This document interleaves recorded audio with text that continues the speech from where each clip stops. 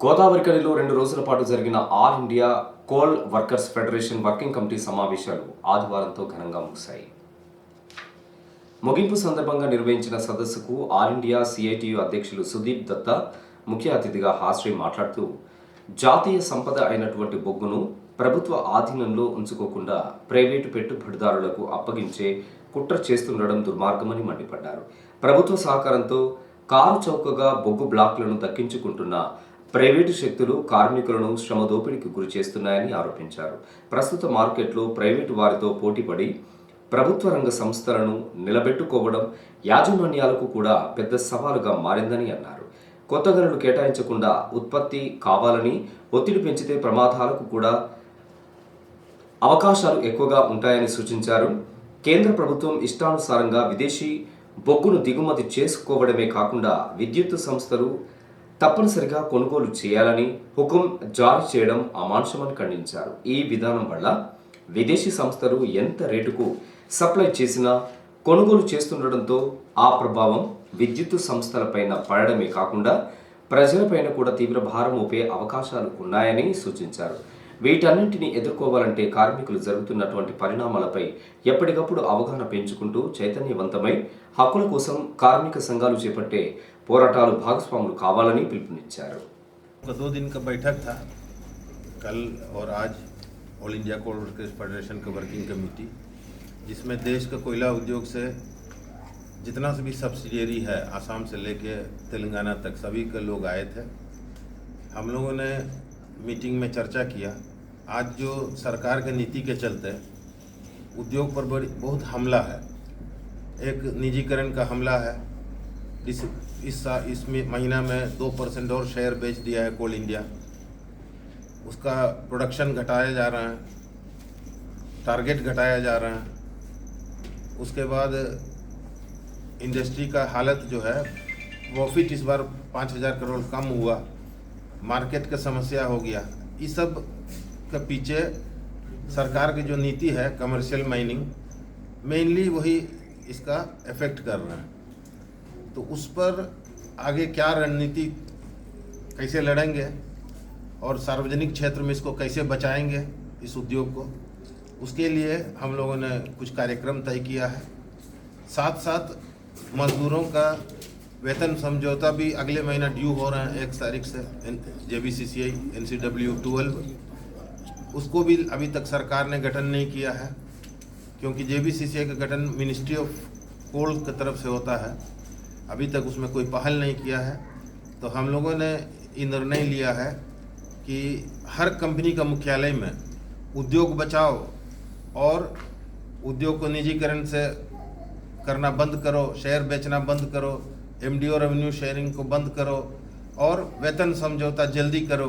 इसको लेके हम लोग 1 जुलाई को हिंदुस्तान का तमाम कोल माइंस में हम लोग प्रदर्शन करेंगे और एरिया में प्रदर्शन करेंगे, ब्रांच में, उसके बाद ब्रांच में प्रदर्शन करेंगे और हर कंपनी का मुख्यालय में सब्सिडियरी हेडक्वार्टर में एक विशाल महारैली करेंगे। इसी संबंध में चर्चाएं हुई है और बाकी जो ऑर्गेनाइजेशनल इशू है, लेबर कोड जैसे लागू कर रहे हैं सरकार के कहने पर प्रबंधन, इस पर भी हम लोगों ने चर्चा की है। हम और आगे जो सिंगरेनी के बारे में साथी बता रहे थे भी कि सिंगरेनी का भी हालत ठीक नहीं है, जबकि प्रोडक्शन स्टैग्नेंट है, उसका बहुत सारा पैसा बकाया है। इस सब पर भी उसको पैसा अगर मिल जाता है तो सिंगरेनी का पोजीशन बहुत अच्छा हो जाएगा। यहाँ भी कॉन्ट्रैक्टर मजदूरों को हाई पावर कमेटी का वेजेस नहीं दिया जा रहा है, जो कि पूरा कोल इंडिया में मिलता है, यहाँ लागू नहीं कर रहा है सरकार। ये भी हम लोग मांग करेंगे और ये सब दोनों कार्यक्रम सिंगरेनी से लेके आसाम तक में हम लोग करेंगे उद्योग को बचाने के लिए। ఆల్ ఇండియా కోల్ వర్కర్స్ సమావేశాలు విజయవంతంగా ముగిసినాయి. దాంట్లో ముఖ్యంగా చేసినటువంటి తీర్మానాలు ఏంటంటే 12వ వేతన ఒప్పందం సాధన కొరకు జూలై 1వ తారీఖున మొత్తం అన్ని పిట్ స్థాయి నుంచి ఏరియా స్థాయి నుంచి కంపెనీ లెవెల్ వరకు పెద్ద ఎత్తున ఆందోళన చేయాలని చెప్పేసి నిర్ణయం చేశాం. అంతేకాకుండా లేబర్ కోడ్స్కు వ్యతిరేకంగా కూడా అన్ని కార్మిక సంఘాలందరినీ కలుపుకొని పెద్ద ఎత్తున పోరాటం చేయాలి. లేకపోతే 12వ వేతన ఒప్పందం కమిటీ కూడా వేసే పరిస్థితి కూడా ఈ 4 కోడ్లు అమలు చేయటం వల్ల మనకు ఇబ్బంది వచ్చింది. బిఎంఎస్తో సహా అందరూ కలిసి వస్తున్నారు. దీని మీద నిలబడాలి. బిఎంఎస్ కూడా అందరం కలిసి ఐక్యంగా పోరాటం చేసి 4 కోడ్లని వ్యతిరేకించి కార్మిక వర్గానికి జరిగే నష్టాన్ని మనం ఈ యొక్క ఐక్యంగా పోరాటం చేసి నిలుపుకోవాలని చెప్పేసి తీర్మానం చేశాం. కాబట్టి రాబోయే కాలంలో పెద్ద ఎత్తున కార్మిక వర్గం కదిలి పోరాటం చేస్తే తప్ప మనకు వేతన ఒప్పందం అమలయ్యే అవకాశం లేదు. కాబట్టి అందరం కలిసి రావాలని కోరుతా ఉన్నాం.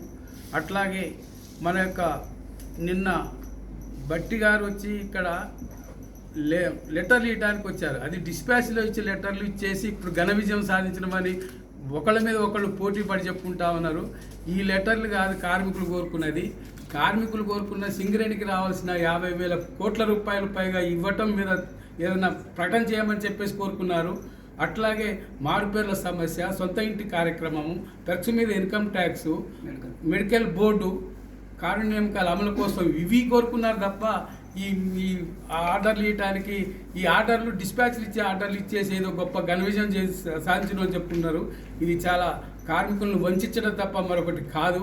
ఇప్పటికైనా ప్రభుత్వము, యాజమాన్యము మొత్తం వీటి మీద స్పష్టమైన వైఖరి ప్రకటించాలి. ఇంకా తాత్సారం చేయడం వల్ల కార్మిక వర్గం చాలా నష్టపోతూ ఉన్నారు. కాబట్టి ఇప్పటికైనా ప్రభుత్వం వెంటనే ముఖ్యమంత్రి గారు జోక్యం చేసుకొని వీటి మీద స్పష్టమైన ప్రకటన చేయాలని చెప్పేసి, అందుకు అవసరమైన ఐక్య కార్యాచరణ కోసం మిగతా సంఘాలందరూ కలిసి కార్మికులు అందరం కలిసి ఐక్యంగా పోరాటం చేయాలని చెప్పేసి మేము తీర్మానం చేశాం. కాబట్టి అందరూ కలిసి రావాలని చెప్పేసి కార్మికులందరికీ విజ్ఞప్తి చేస్తా ఉన్నాం.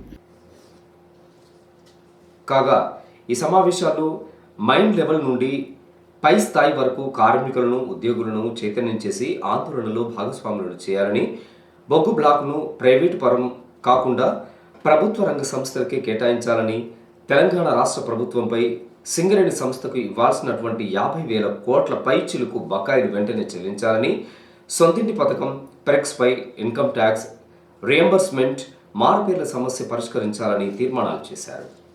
ఈ సమావేశంలో సింగరేణి కాలేజ్ ఎంప్లాయీస్ యూనియన్ రాష్ట్ర ప్రధాన కార్యదర్శి తుమ్మల రాజారెడ్డి, అధ్యక్షులు మంద నరసింహారావు, రాష్ట్ర కార్యదర్శి ముత్యంరావు, సాయిరెడ్డి, మెండ శ్రీనివాస్, మేదర్ సారయ్య, విజయగిరి శ్రీనివాస్, కుంట ప్రవీణ్, వంగళ శివరామరెడ్డి, గజేంద్ర, శ్రీనివాస్, జంగంపల్లి మల్లేష్, ముల్కల శ్రీకాంత్, సానం రవి, సతీష్ కుమార్ ఉర్సు, సందీప్, పెద్దపల్లి శశికిరణ్, దినేష్ గుప్తా, సాగర్ తదితరులు పాల్గొన్నారు.